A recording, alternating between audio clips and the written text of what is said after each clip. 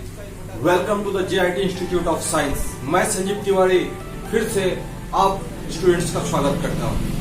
Students, शाम सूरज को ढलना सिखाता है, शाम सूरज को ढलना सिखाता है, समा परवाने को जलना सिखाती है।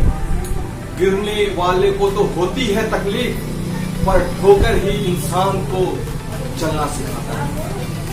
इन पंक्तियों के साथ मैं आज का शाम उन स्टूडेंट्स जो कंपटीशन की तैयारी कर रहे हैं उनके लिए ये वीडियो उनके नाम है। स्टूडेंट्स, आप सभी में कितने लोग ऐसे हैं जो अभी कंपटीशन की तैयारी कर रहे हैं और कुछ ऐसे स्टूडेंट्स हैं जो कंपटीशन की तैयारी कर चुके हैं, मतलब आप हार मान के बैठ गए।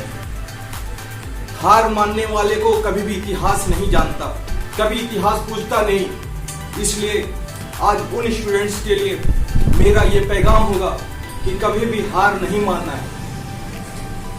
अभी मैं हाल में स्टूडेंट्स में एक जगह विजिट किया जहां मेरा खुद का एक स्टूडेंट जो एक मॉल में काम कर रहा, तो मैं स्टूडेंट्स उन लोग को एक प्रेरक कहानी पेश करना चाहता हूं जिससे उनको शायद सद्बुद्धि हो। एक पक्षी जो हर दिन अपना चारा आसपास ढूंढ के लाया करती थी और एक पेड़ पे बैठ के उसे चुगती थी। उसकी रोजमर्रा की यही कार्य थी, उसका रोज का दाना चुगना और फिर अपने पेड़ पे बैठ के उसको चुगना। एक दिन एक पेड़ ने उसी पेड़ ने कहा कि तुम प्रतिदिन क्या करती हो, क्यों इतनी मेहनत करती हो, दाना मत चुगा करो। तो इतने में पक्षी कहती है कि क्यों नहीं करूं। तो बताया कि तुम्हें करने का क्या हो सकता, एक काम करो, मैं प्रतिदिन तुम्हें दाना दूंगा। लेकिन क्या, पक्षी ने पूछा कि ऐसा क्या। तो वो बोलता है कि बदले में तुम्हें कुछ और नहीं, मुझे एक अपना फल देना होगा।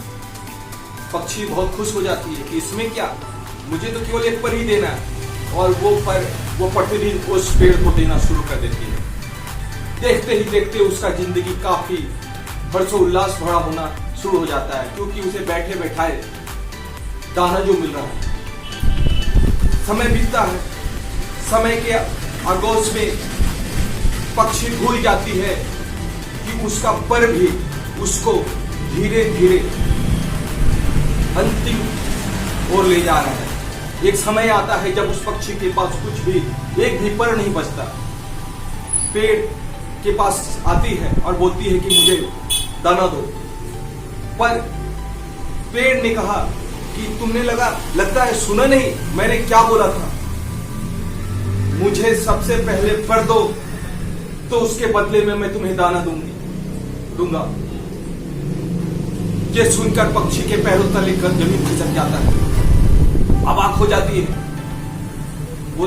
तो इस कहानी से हमें यह प्रेरणा मिलती है कि हमें कभी भी किसी व्यक्ति के प्रलोभन में नहीं आना चाहिए। और हमें लगता है कि हमें कोई बैठा के खिला रहा है दोस्तों, तो ये आपकी झूठ मूठ का एक बनाया हुआ फूल है। ये प्राइवेट कंपनियां आप सभी को, आपकी जवानी को दिन प्रतिदिन चूसती है। और जिस दिन आपकी जवानी खत्म हो जाती है तो जैसे जाल में पड़ा हुआ मक्खी होता है, उसके खाते ही वो आपको निकाल के फेंक देती है। अतः कभी भी अपने आप को किसी एक प्राइवेट ऑर्गेनाइजेशन से जोड़ने का कोशिश मत करो, जब तक कि आप अपने लेवल लाइफ कार्य में जुड़े हो या नहीं हो, इसको भी जानने का कोशिश जरूर करो। स्टूडेंट्स, आए दिन हमें ये सुनने के लिए मिलता है कि हम अपने पेरेंट्स के साथ मिसबिहेव करते हैं। क्यों? क्योंकि पेरेंट्स हमें हमेशा कुछ न कुछ कमियां हमें ढूंढते रहती है। जब कुछ कार्य करो तो वे बोलते हैं कि इसमें कमी है, उसमें कमी है। स्टूडेंट्स, इसको लेकर भी मैं आपको आज एक प्रेरणा स्रोत कहानी सुनाने जा रहा हूं। एक व्यक्ति था जो प्रतिदिन चट्टानों को तराश कर एक खूबसूरत मूर्ति बनाया करता था। उस खूबसूरती मूर्ति को देखने के लिए उस गांव के लोग जमा होके आते थे और सभी उसे देखकर काफी अचंभित होते थे और उसकी भूरी भूरी प्रशंसा किया करते थे। इसके पश्चात उसका पिता, खुद का पिता भी आया करता था और उसकी उस बनाई हुई मूर्ति में कुछ न कुछ खोट लगाया करता था कि इसमें ये कमी है, ये कमी है। यह सुनकर वो व्यक्ति काफी परेशान हो जाता था कि सारे लोगों ने मेरी तो प्रशंसा की है, लेकिन ये व्यक्ति जो मेरा खुद का पिता है वो मेरी प्रशंसा क्यों नहीं करता।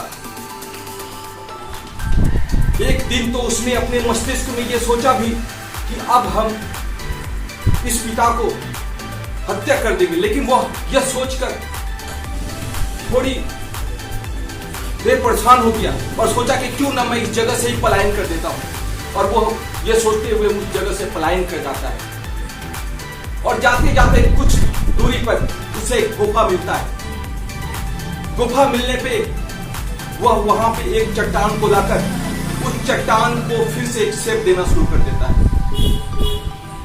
वह चट्टान से वह कई दिनों तक तराशते तराशते वह एक खूबसूरत मूर्ति का निर्माण करता है। इस दौरान उसके शकल में काफी दाढ़ी मूंछ और बाल बढ़ गए। अब उसका चेहरा पहचानने लायक था नहीं। कुछ दिनों पश्चात वह उस गुफा से निकलता है। अगल बगल वाले लोगों को वो बोलता है कि इस गुफा में अति सुंदर एक मूर्ति का निर्माण हुआ है। अगल बगल वाले लोग वहां पे जाते हैं और उस मूर्ति को देखते हैं और सभी लोग उसकी भूरी भूरी प्रशंसा करते हैं, बोलते हैं वाह वाह, अति सुंदर, अति सुंदर, ऐसा कोई अद्वितीय होगा नहीं इस दुनिया में, इस किसी खास मूर्तिकार ने इस मूर्ति की रचना की होगी। इसी दौरान उसके पिता भी आते हैं, क्योंकि उसका दाढ़ी बाल यानी गहचर पूरी तरह बदल चुका था। उसे देखकर उसके पिता भी नहीं पहचान पाए और वह भी देखते हैं और बोलते हैं कि वाह क्या सुंदर है, अद्वितीय, अद्वितीय, इसके जैसा दूसरा मूर्ति कोई नहीं होगा। यह सुनकर वह काफी प्रसन्नचित्त हो जाता है और अब उसी समय अपने पिताजी के पास बोलता है कि पिताजी पहचानो मुझे, मैं वही आपका बेटा हूं जो बार बार मूर्ति का रचना करता था, लेकिन आप उस मूर्ति की कभी तारीफ नहीं करते। तो देखो आज आपने उसका तारीफ किया है। सुनते ही उसके पिता के रोंगटे खड़े हो जाते हैं, वो मायूस हो जाते हैं, दुखित हो जाते हैं। यह देखकर उसका बेटा फिर से हतोत्साहित हो जाता है, बोलता है कि आप दुखित क्यों हो गए, क्या बात है, क्यों आप शोकाकुल हो गए।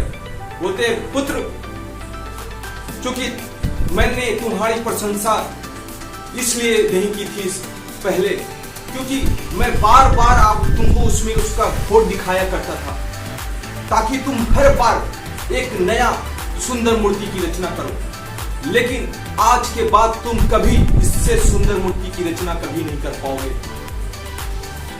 तो अब मैं इस बात को लेकर दुखित हो गया हूं कि अब तुम्हारी रचना में कोई बात नहीं होगी।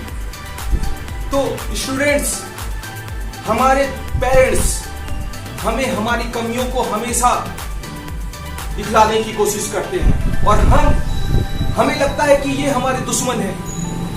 हमारे ये दुश्मन नहीं है, हम इन्हें खामखा अपना दुश्मन समझ के रखे हुए हैं। स्टूडेंट्स, वो समय आ गया है कि हम अपने पेरेंट्स को समझे, ना कि उन पे आरोप और प्रत्यारोप लगाए कि हर दिन प्रतिदिन वो हमें कुछ न कुछ ताना और कुछ न कुछ झेलनाएं देते हैं।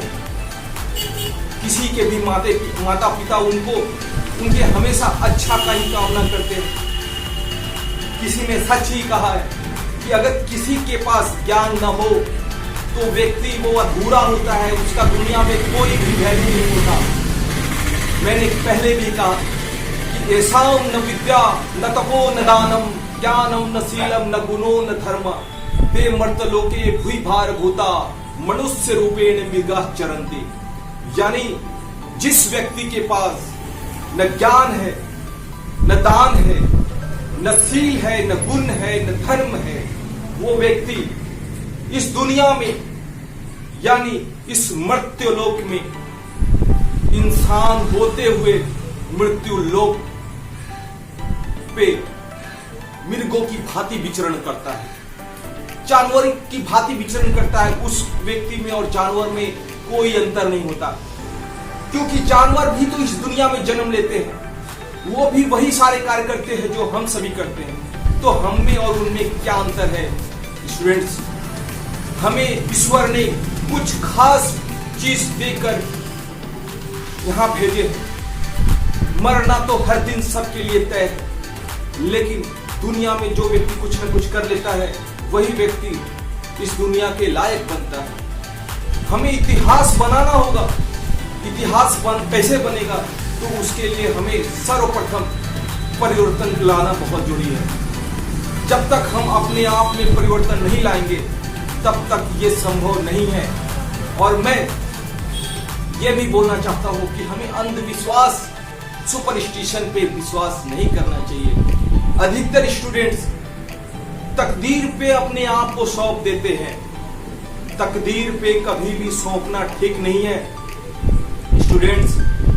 संघर्ष में आदमी अकेला होता है, संघर्ष में आदमी अकेला होता है। सफलता में दुनिया उसके साथ होती है।